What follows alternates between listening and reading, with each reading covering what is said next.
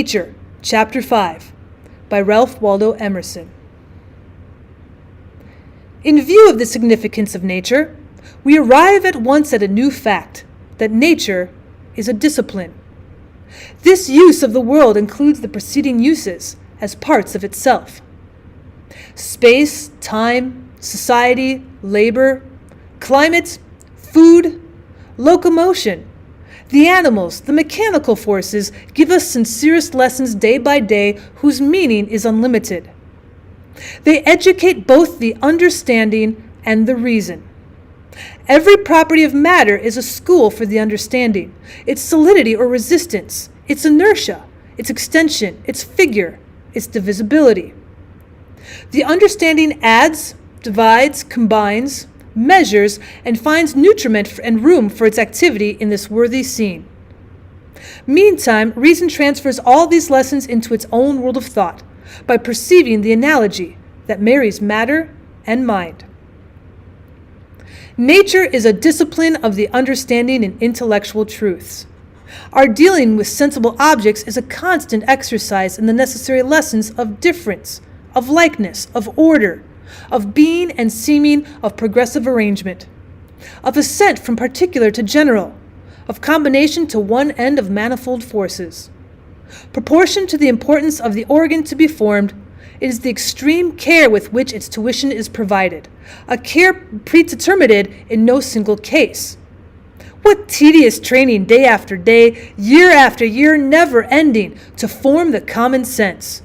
What continual reproduction of annoyances, inconveniences, and dilemmas. What rejoicing over us of little men. What disputing of prices, what reckonings of interest, and all to form the hand of the mind, to instruct us that good thoughts are no better than good dreams, unless they be executed. The same good office is performed by property and its filial systems of debt and credit. Debt, grinding debt, whose iron face the widow, the orphan, and the sons of genius fear and hate.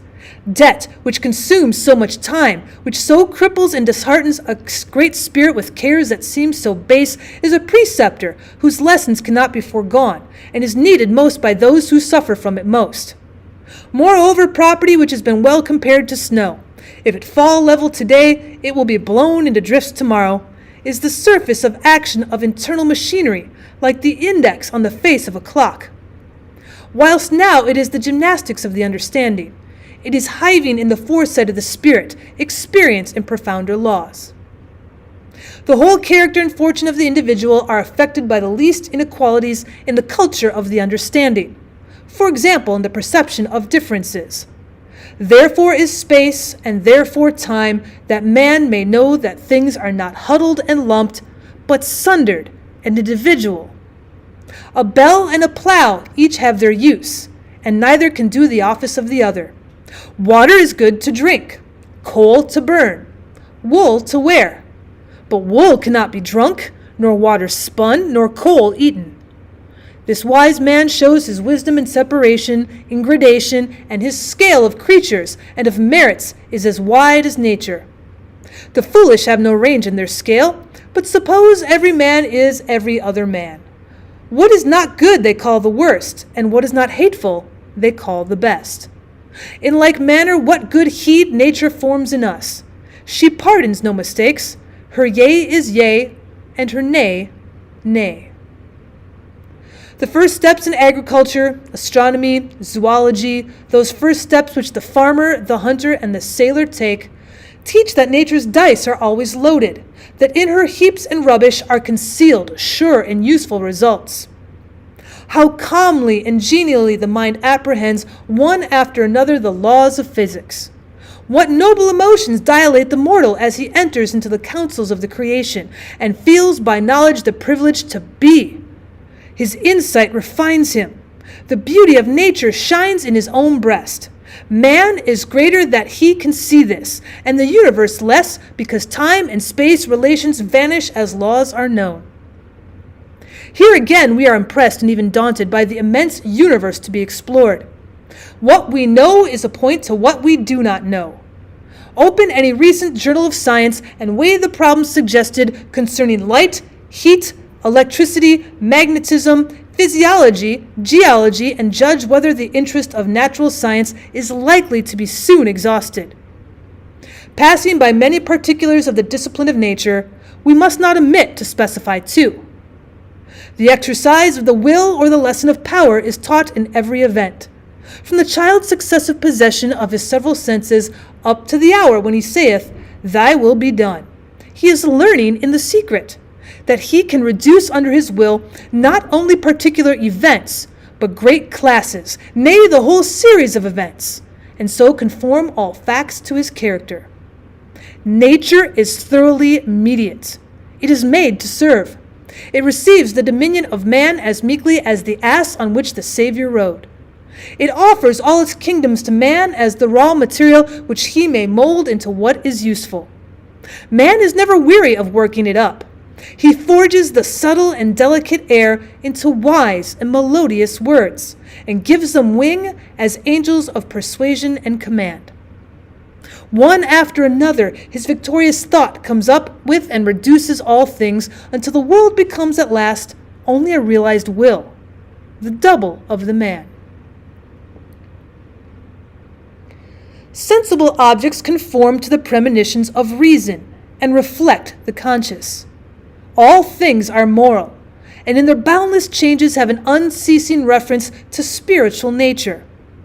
Therefore is nature glorious with form, color, and motion, that every globe in the remotest heaven, every chemical change from the rudest crystal up to the laws of life, every change of vegetation from the first principle of growth in the eye of a leaf to the tropical forest and antediluvian coal mine, every animal function from the sponge up to Hercules, shall hint or thunder to man the laws of right and wrong, and echo the 10 Commandments.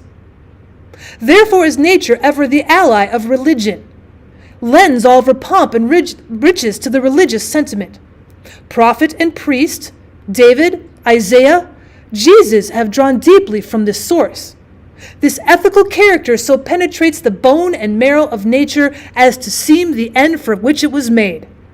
Whatever private purpose is answered by any member or part that is public and universal function, and is never omitted.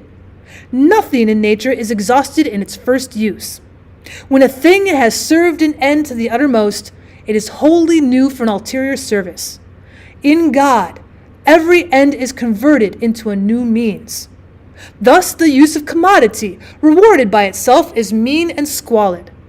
But it is to the mind an education in the doctrine of use, namely that a thing is good only so far as it serves, that a conspiring of parts and efforts to the production of an end is essential to any being.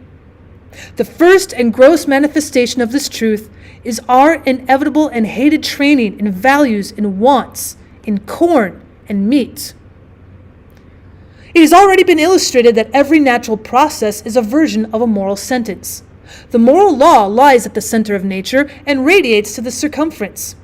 It is the pith and marrow of every substance, every relation, and every process. All things with which we deal preach to us. What is a farm but a mute gospel? The chaff and the wheat, weeds and plants, blight, rain, insects, sun. It is a sacred emblem from the first furrow of spring to the last stack which the snow of winter overtakes in the fields. But the sailor, the shepherd, the miner, the merchant, in their several resorts, each have an experience precisely parallel and leading to the same conclusion, because all organizations are radically alike. Nor can it be doubted that this moral sentiment, which thus scents the air, grows in the grain, and impregnates the waters of the world, is caught by man and sinks into his soul. The moral influence of nature upon every individual is that amount of truth which it illustrates to him. Who can estimate this? Who can guess how much firmness the sea-beaten rock has taught the fisherman? How much tranquility has been reflected to man from the azure sky, over whose unspotted deeps the winds forevermore drive flocks of stormy clouds and leave no wrinkle or stain? How much industry and providence and affection we have caught from the pantomime of brutes! What a searching preacher of self-command is the varying phenomenon of health. Herein is especially apprehended the unity of nature, the unity in variety which meets us everywhere. All the endless variety of things make an identical impression. Xenophanes complained that in his old age, that look where he would, all things hastened back to unity. He was weary of seeing the same entity in the very tedious variety of forms. The fable of Proteus has a cordial truth. A leaf, a drop, a crystal, a moment of time is related to the whole and partakes of the perfection of the whole. Each particle is a microcosm and faithfully renders the likeness of the world. Not only resemblances exist in the things whose analogy is obvious, as when we detect the type of the human hand in the flipper of the fossil saurus, but also in objects wherein there is great superficial unlikeness. Thus architecture is called frozen music by De Stael and Goethe. Vitruvius thought of an architect should be a musician. A Gothic church, said Coleridge, is a petrified religion. Michelangelo maintained that to an architect, a knowledge of anatomy is essential.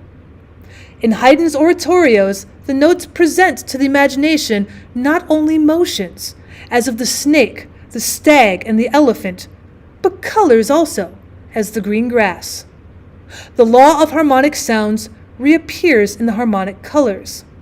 The granite is differenced in its laws only by the more or less of heat from the river that wears it away. The river as it flows resembles the air that flows over it. The air resembles the light which traverses it with more subtle currents. The light resembles the heat which rides it through space. Each creature is only a modification of the other. The likeness in them is more than the difference, and the radical law is one and the same. A rule of one art or a law of one organization holds true throughout nature. So intimate is this unity that it is easily seen it lies under the undermost garment of nature and betrays its source in the universal spirit. For it pervades thought also. Every universal truth which we express in words implies or supposes every other truth. Omne verum vero consonant. It is like a great circle on a sphere, comprising all possible circles, which, however, may be drawn and comprise it in like manner. Every such truth is the absolute eon seen from one side, but it has innumerable sides. The central unity is still more conspicuous in actions. Words are finite organs of the infinite mind. They cannot cover the dimensions of what is in truth. They break, chop, and impoverish it. In action is the perfection and publication of thought. A right action seems to fill the eye and to be related to all of nature. The wise man in doing one thing does all, or in the one thing he does rightly, he sees the likeness of all which is done rightly. Words and actions are not the attributes of brute nature. They introduce us to the human form, of which all other organizations appear to be degradations. When this appears among so many that surround it, the spirit prefers it to all others. It says, from such as this have I drawn joy and knowledge. In such as this have I found and beheld myself. I will speak to it. It can speak again. It can yield me thought already formed and alive. In fact, the I, the mind, is always accompanied by these forms, male and female, and these are incomparably the richest information of the power and order that lie at the heart of things. Unfortunately, every one of them bears the marks as of some injury. It's marred and superficially defective. Nevertheless, far different from the deaf and dumb nature around them, these all rest like fountain pipes on the unfathomed sea of thought and virtue, whereto they alone, of all organizations, are the entrances. It were a pleasant inquiry to follow into detail their ministry to our education, but where would it stop? We are associated in adolescent and adult life with some friends who, like skies and waters, are coextensive with our idea, who, answering each to a certain affection of the soul, satisfy our desire on that side, whom we lack power to put forth at such focal distance from us that we can mend or even analyze them. We cannot choose but love them. When much intercourse with a friend has supplied us with a standard of excellence and has increased our respect for the resources of God, who thus sends a real person to outgo our ideal. When he has, moreover, become an object of thought, and whilst his character retains all its unconscious effect, is converted in the mind into solid and sweet wisdom, it is a sign to us that his office is closing, and he is commonly withdrawn from our sight in a short time.